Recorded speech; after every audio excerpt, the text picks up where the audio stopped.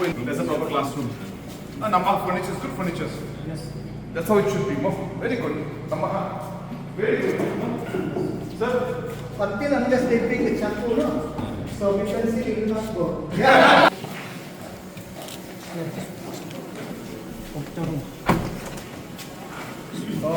Computer.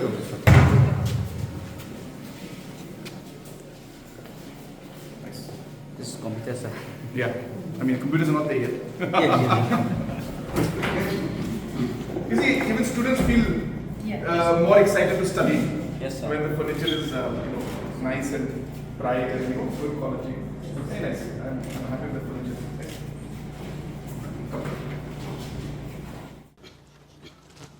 Education has always been the top priority for our government.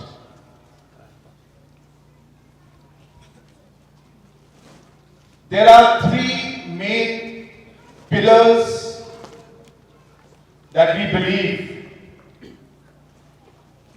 drives our economic growth. The first is infrastructure, where we have to have good buildings, good roads, water supply, power connection, and other infrastructures. And in all those fronts, we have made our effort to improve and take the infrastructure forward in our state.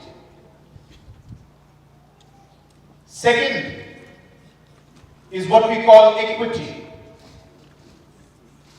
where while development and infrastructure is important,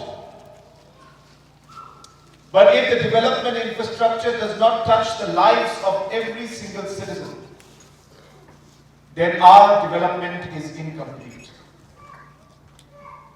And hence, equity, where our women, our students, our farmers, our elders are supported by the government, whether it's in education, whether health sector, whether social welfare, all of these areas of ensuring that development touches the individual lives, the social sectors are pushed, is the second pillar on which our government works.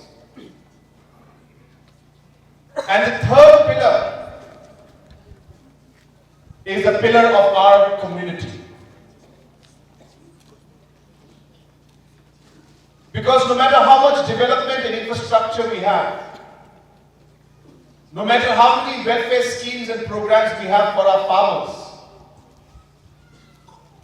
if we forget our roots, if we forget our identity, if we forget our culture and our traditions, then all of the development would be meaningless. And hence, based on these three important pillars, we have built our economic program. And while we do all of this, at the end of the day, if we are not able to invest in our youth, if we are not able to educate our youngsters, if we are not able to improve the education system, then all the things we do in these three pillars cannot be sustained. That is why if you look at the entire development of Meghalaya, and what we as NDA government are trying to do in terms of education, it is not just about opening a new building. It is not just about giving new textbooks. There is a whole vision and a thought process behind every single step we take. Every decision is part of a larger goal and objective that we have for the people and for our state. Today we took a very difficult decision of creating a pay structure for our teachers, especially for SSA, which includes this school, and for ad hoc teachers. No government could do it in the past because there is huge financial burden. But we took that decision because it is not about the money or the expenditure that we have.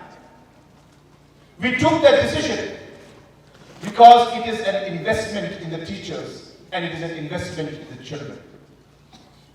The money that we're going to spend today, whether it's on this building, whether it's on the teachers, whether it's on the education system, the returns will come for eternity. The return will come in the years to come. Every child that comes out of this education system will be better off. And that is our commitment to the people of our state. I was very happy to see the kind of structure, the furniture that are being used out here. I congratulate the department for excellent work that you have done.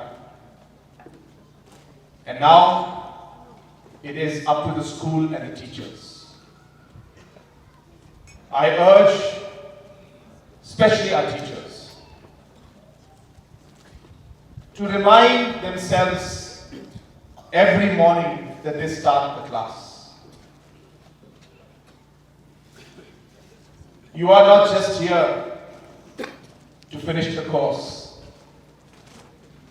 You are not just here to finish the classroom, finish that particular period, and end the day for the school so that children can go back.